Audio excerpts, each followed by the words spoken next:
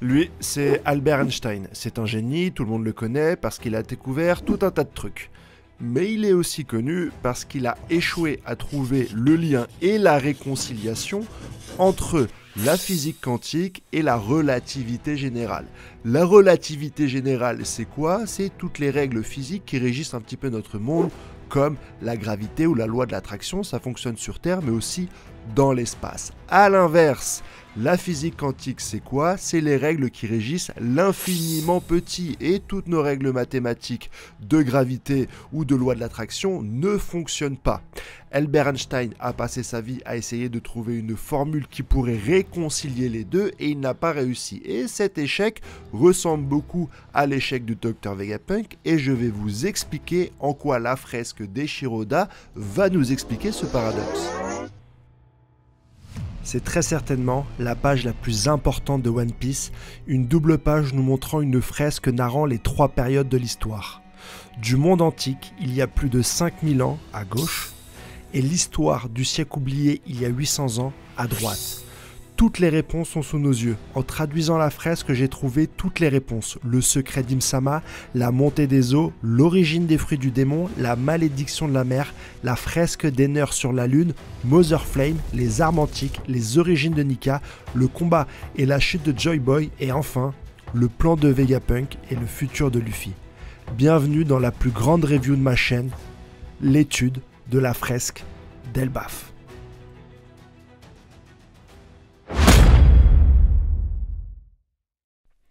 Le premier monde. Sur Terre, il y avait des flammes. Les hommes, consumés par leur avidité, touchèrent le soleil interdit. Cette phrase dessine la volonté des hommes à se surpasser. Nous pouvons voir sur la fresque des bâtiments semblables à des gratte-ciel, des arches volantes comme celle d'Enner. Certains hommes, par soif de liberté, ont voyagé jusqu'à la Lune, et des arches sous-marines ont visité le fond des océans. Cette recherche de liberté et cette technologie toujours plus puissante obligèrent l'humanité à trouver de nouvelles sources d'énergie, et ainsi ils décidèrent de voler l'énergie de la planète, le soleil interdit. Nous pouvons voir sur la fresque que les hommes, les mains vides, se dirigent vers le centre du monde pour ensuite remonter à la surface avec le soleil, interdit ou pas, dans leurs mains. Ensuite, le texte nous dit « Les esclaves se mirent à prier, et le dieu soleil répondit à leurs appels. » Il est clair que l'humanité se sépara en 2 parties, d'un côté ceux qui voulaient jouir directement de la puissance du soleil interdit, et l'autre partie réduite en esclavage pour pouvoir exploiter cette nouvelle énergie. J'avais déjà expliqué dans ma review du chapitre 1136 que ce sont les prières des hommes esclaves qui avaient amené Nika sur Terre, à ne pas confondre le dieu soleil et le soleil interdit. Mais le dieu de la terre, empli de colère, se dresse. J'interprète le dieu de la terre comme la première entité représentant le pouvoir de la nature. Peut-être la jeunesse des armes antiques, Pluton, Poséidon ou Uranus, qui se rebellèrent contre la puissance de l'homme qui par cupidité lui avait volé son énergie, le soleil interdit. Avec le serpent des flammes infernales, ils unifièrent leurs forces. Le serpent des flammes est pour moi la première représentation de la forme démoniaque à l'origine de la puissance d'Im-sama. C'est une bête issue de l'avidité de l'homme qui exploite le soleil interdit. Nous pouvons d'ailleurs voir sur la tête de serpent des cheminées qui montrent un petit peu l'exploitation de l'homme supérieur sur la nature et sur son énergie vitale. Le monde fut englouti dans la mort et l'obscurité. Une guerre opposant donc d'un côté le dieu Nika, et de l'autre côté le servant de flamme qui a utilisé habilement la haine du dieu de la terre contre l'homme qui avait osé lui voler son énergie naturelle, le soleil interdit. Jamais plus leurs chemins ne se croisèrent. Est-ce qu'on parle de l'union des 3 armes antiques, de la nature, ou du premier affrontement entre Nika et les hommes qui ont touché ce dieu soleil ?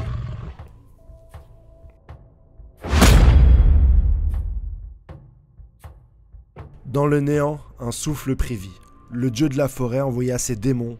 Le soleil ne répandait que la guerre. Je commence mon interprétation par la fin. Le soleil ne répandait que la guerre.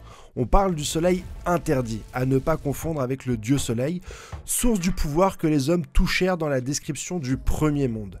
Les hommes ont donc été corrompus par ce pouvoir et forment donc la créature que nous pouvons voir à gauche de la fresque qui tient le soleil dans sa main. La confusion des géants vient peut-être de là. Le soleil interdit d'un côté qui représente une source maléfique, le Nika destructeur, la puissance que les hommes ont touchée du doigt par avidité, et de l'autre côté, le dieu soleil, le Nika protecteur, celui qui est issu des prières. J'interpréterai le dieu de la forêt envoyé à ses démons comme l'arbre qui a mis à disposition des hommes les redoutables fruits du démon. Le peuple de la demi-lune fit un rêve, le peuple de la lune eut aussi sa vision.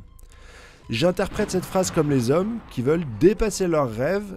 On est peut-être sur une description qui est très proche de celle du Dr Vegapunk quand il parle de l'origine du fruit du démon et des hommes qui ont décidé, de par leurs rêves, de dépasser leurs capacités. Les hommes tuèrent le soleil et devinrent des dieux. À mon avis, cette scène-là, ça représente un peu la scène de la guerre où on peut voir un peu Joy Boy avec la puissance de Nika, accompagné d'un lunarien, on peut le reconnaître à ses ailes et la flamme au-dessus de sa tête, à une baleine, pourquoi pas la race des Laboon, un mix avec une tête de loup et un sabre, un robot, peut-être Emmet, un géant antique, on peut le reconnaître grâce à ses cornes, et plusieurs bateaux d'hommes, on peut voir le symbole du soleil sur un drapeau, Wano Kuni sur un autre, on voit aussi des monstres marins et une sirène. Est-ce que c'est l'arme antique Poséidon ou est-ce que les sirènes ont également pris les armes ? L'ensemble combat donc un démon avec un soleil dans les mains. Le démon représenterait peut-être l'homme qui a été profondément corrompu par la puissance du soleil interdit. La puissance du soleil interdit qui pourrait être une traduction de Mother Flame, ou en tout cas de cette énergie que le Dr Vegapunk recherche et qu'il a essayé de resynthétiser avec la technologie qui lui a été donnée pendant notre époque. Le dieu de la mer, empli de rage, se dressa. On parle ici de la guerre donc entre toutes ces races et le soleil, et non le dieu soleil, hein. On parle bien du soleil, de l'énergie solaire, de Mother Flame, qui a provoqué la montée des eaux. Peut-être que grâce à l'énergie solaire, finalement le démon a réussi à réveiller les armes antiques et par la puissance d'Uranus, ça a fait monter le niveau de la mer. Jamais plus leurs chemins ne se croisèrent. Toutes les races ont très certainement été séparées sur des continents différents grâce à la levée des eaux. Le grand absent de cette fresque, c'est forcément Zunesha. Peut-être qu'on ne le reconnaît pas parce que Zunesha s'est transformé en éléphant après la bataille, après avoir trahi par Joy Boy et donc après avoir été transformé en éléphant. On n'a pas également l'alliance des 19 rois qui fit tomber Joy Boy dans sa fresque. J'interprète cela comme une rébellion qui s'est très certainement déroulée après la guerre du deuxième monde, entre les vainqueurs. Peut-être que c'est à la fin de la vie de Joy Boy. Dans le chaos, il y avait le vide. Le vide pourrait représenter les dés, d'après les mots employés par Im-sama. Les traces défavorables se souviennent du jour promis. Lunaria, Géant, la race de Kuma qui se souviennent un peu de Nika.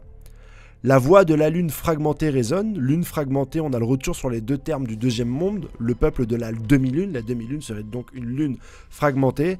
Et le peuple de la lune ont eu un rêve et une vision. On parle peut-être là des races un peu éclatées ici et là, comme les Lunaria, les géants, la race de Kuma, qui parlent un petit peu de leurs rêves et de leur volonté de se dépasser. Même tous les peuples qui sont opprimés par la puissance et qui souhaitent se dépasser. Le soleil reviendra, je ne sais pas si ici on parle de l'entité maléfique Mother Flame ou du dieu soleil, mais la phrase est complétée par une aube nouvelle se lèvera. Ici j'espère qu'on parle de Luffy et de son pouvoir Nika grâce au Gear 5. Ils se croiseront sûrement à nouveau, donc là ça corrobore un petit peu cette interprétation que le soleil vient revenir. Donc Im-sama, le démon, va retrouver Mother Flame et donc va devenir ce soleil, cette entité maléfique, ce soleil interdit. Et elle va croiser une aube nouvelle qui se lèvera, qui est Luffy, qui est lui la réinterprétation de Joy Boy. Luffy, symbole du dieu soleil, qui affronterait le possesseur du soleil interdit, du Mother Flame, donc Im-sama, avec la puissance des flammes. Voilà l'interprétation que j'ai sur cette fresque. N'hésite pas à me dire en commentaire toute ton interprétation sur chacune des phrases que j'ai données. Je suis hyper impatient d'avoir votre avis, les gars.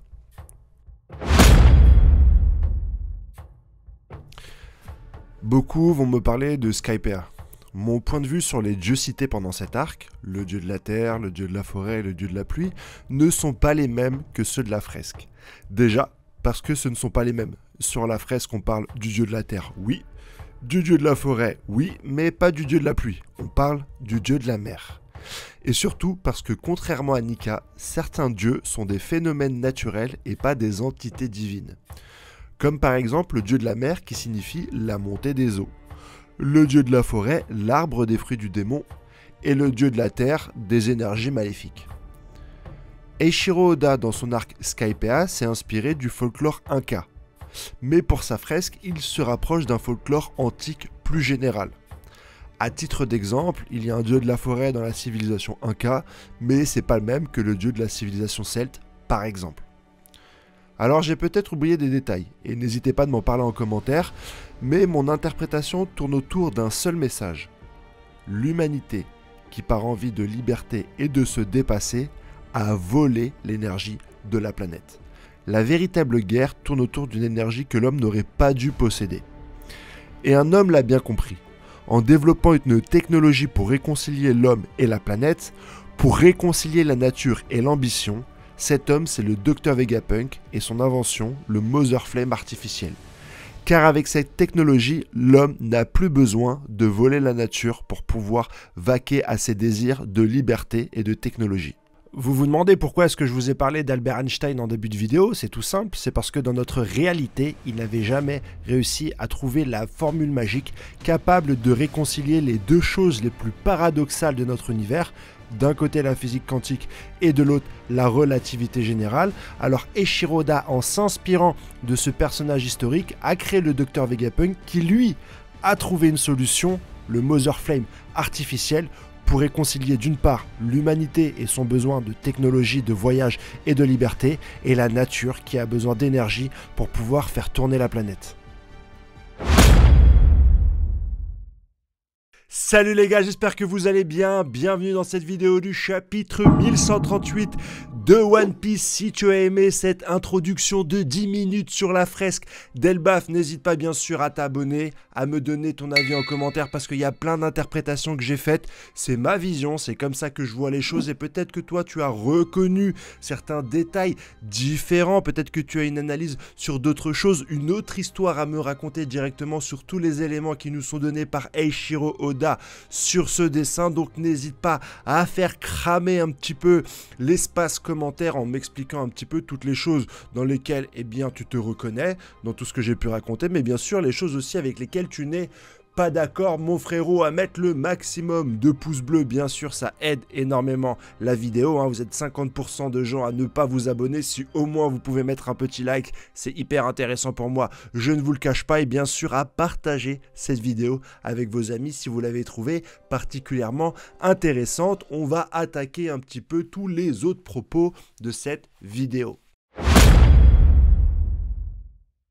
Et on va commencer par la révélation de Shamrock qui nous dit que Shanks est déjà monté au Gorosei et que donc il a déjà plus ou moins rencontré sa famille.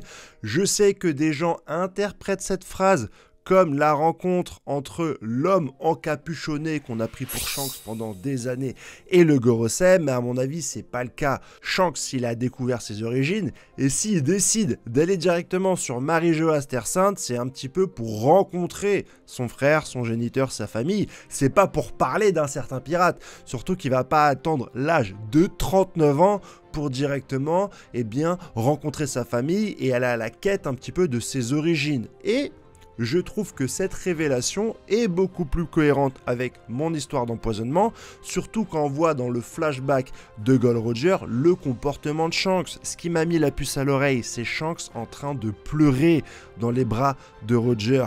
Pleurer et tenir son manteau avec une intensité, il a des regrets, il y a quelque chose en lui qui lui pèse, il est en train de vider son sac à son capitaine, à sa figure paternelle. C'est très certainement lié à ses origines, c'est donc enfant pour moi que Shanks s'est rendu compte de ses origines et qu'il est monté sur Marie-Joas Terre Sainte. Et si là-bas, il a rencontré ces dragons célestes, avec un petit peu cette fragilité de savoir que ce n'est pas un pirate, de savoir que c'est finalement un dragon céleste, les ennemis de l'homme qu'il a élevé, alors les Figarland ont très bien pu profiter de cette faille pour le retourner, le manipuler et le pousser à empoisonner Roger. Et c'est à cause de ce traumatisme que Shanks a subi que lui-même perpétue un petit peu cette vilainie en proposant à Bartholoméo d'empoisonner son capitaine. Je Je parle bien sûr de Luffy au chapeau de paille.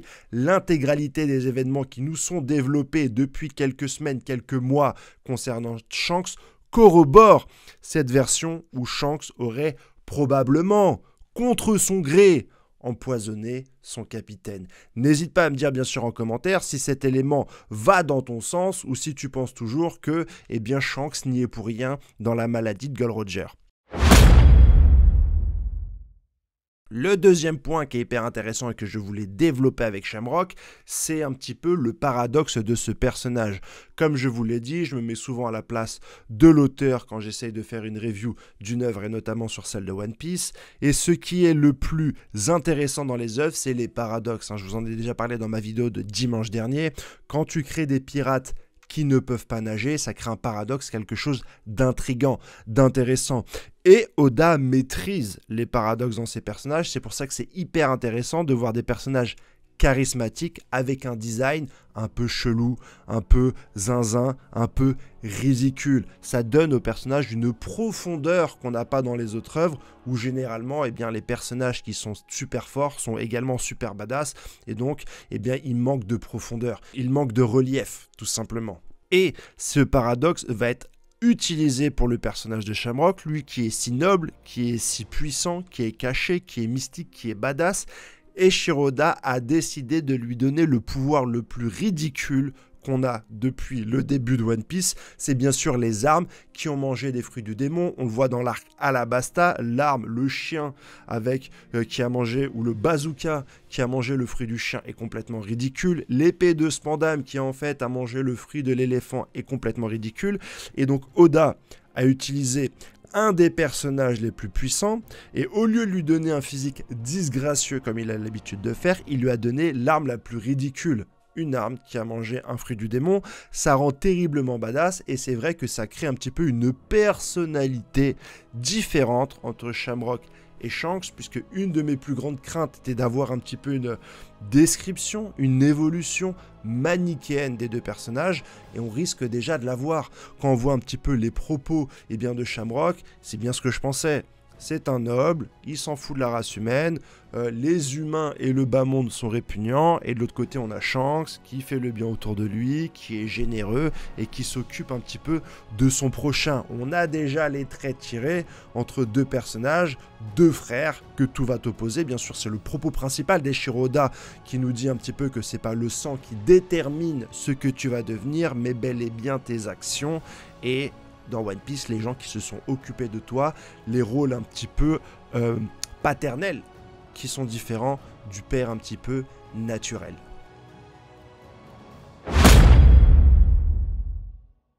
Il y a les premières réponses, et je ne peux pas fêter ma victoire tout de suite, bien sûr, concernant ce personnage avec ce chapeau qui se dirige directement vers le château et qui sera très certainement révélé la semaine prochaine. Et plus on avance, plus on se rend compte que ça sera très certainement Scooper Gaban.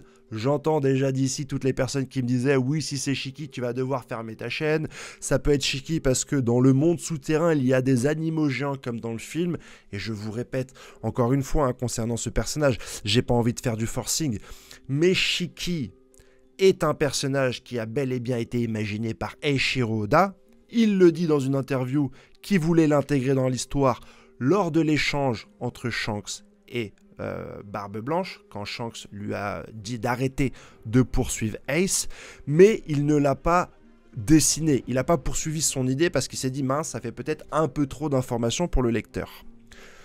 À ce moment-là, les films One Piece faisaient de moins en moins d'entrées au cinéma. Donc, la Toei, en argument commercial, a récupéré contre la volonté d'Oda ce personnage, ce brouillon, l'a développé et l'a intégré dans le film One Piece et a demandé à Eiichiro Oda d'écrire le scénario pour pouvoir vendre ce film comme un film canon. C'est un film qui était rendu canon pour des arguments commerciaux. Et comme je vous disais dans la semaine dernière, je m'intéresse beaucoup à la relation entre un auteur et son éditeur. Je m'intéresse beaucoup à l'impact que peut avoir la maison d'édition, la Shueisha, sur une œuvre. Quand je vous dis que Shiki n'est pas canon, je vous parle un petit peu de cette volonté de créer ce personnage qui vient de la maison d'édition et qui ne vient pas de l'auteur. D'ailleurs, on nous avait expliqué que lors d'un film, on nous avait montré pré-shot Aokiji avec une jambe en moins. Pendant des années, Oda a refusé de dessiner Aokiji parce qu'il avait mal pris que la maison d'édition relève une information qu'il n'avait pas encore dissimulée dans le manga papier. Et là, c'est un peu la même chose dans la dernière interview, les SBS. Oda nous prévient que même le fruit du démon de Shiki, le fruit de la lévitation, est une invention de la Toei et que ça va à l'encontre de son manga parce qu'il voulait donner ce fruit-là à personne. C'est très certainement lié à de futures révélations qu'on ne connaît pas encore, mais pour lui, ça va être un petit peu un paradoxe qu'il va devoir réparer que d'introduire ce fruit du démon dans le manga. Donc même Eiichiro Oda, en tant qu'auteur, dit qu'il a été gêné un petit peu par cette initiative de la Toei de prendre ce fruit du démon pour directement le donner à un personnage que Oda ne voulait pas développer. Donc quand je dis que Shiki n'est pas canon, je dis que Shiki n'est pas une volonté d'Eiichiro Oda, et je respecte beaucoup trop Eiichiro Oda en tant qu'auteur pour me faire avoir par une société à but économique, je parle de la Shueisha et de la Toei Animation, qui te mettent une signature de l'auteur pour te vendre un produit avec l'argument de vente, ce produit est scénarisé par Oda. Quand tu dis oui mais Shiki n'est pas canon, Shiki est canon, mais que le film n'est pas canon, et que son fruit n'est pas canon, mais que lui l'est, tu joues le jeu de la fibre commerciale. Tu joues le jeu de la Toei, tu joues le jeu de mec en costard dans un bureau qui essaye de te vendre un produit. Ça n'a rien d'artistique comme l'œuvre qui est créée par Eiichiro Oda. J'ai peut-être raison, j'ai peut-être tort, c'est ma vision personnelle de ce qui est canon et de ce qui ne l'est pas. Si toi tu considères que c'est canon parce que la Toei l'a dit, parce que la Toei t'a vendu que ça l'était, parce que la Toei t'a mis la signature de Eiichiro Oda, eh bien tu fais ce que tu veux. Mais pour moi, le personnage, même s'il va apparaître à mon avis dans le flashback d'Erox, ne sera pas un personnage développé dans One Piece. Et chacune de ces apparitions est quasi forcée par la Toei. C'était un petit peu pour vous expliquer le fond de ma pensée. Après, tu fais absolument comme tu veux. Voilà pour tous les petits thèmes que je voulais développer en plus de cette intro. J'ai pris énormément de plaisir à faire cette vidéo. N'hésite pas à t'abonner si jamais tu souhaites le faire. Vous êtes plus de 50% à ne pas vous abonner et à regarder mes vidéos. À mettre bien sûr ton avis en commentaire parce que j'ai développé pas mal de choses entre mon interprétation de la fresque, mon interprétation de Shanks qui monte voir le Gorosei, mon interprétation de Shiki. Je pense qu'il y a pas mal de sujets que tu peux développer toi aussi. Je vous souhaite une excellente semaine et je vous dis à la semaine prochaine pour le 4e chapitre consécutif. Je suis impatient de prendre une pause après ça. Allez, ciao, bye bye les gars.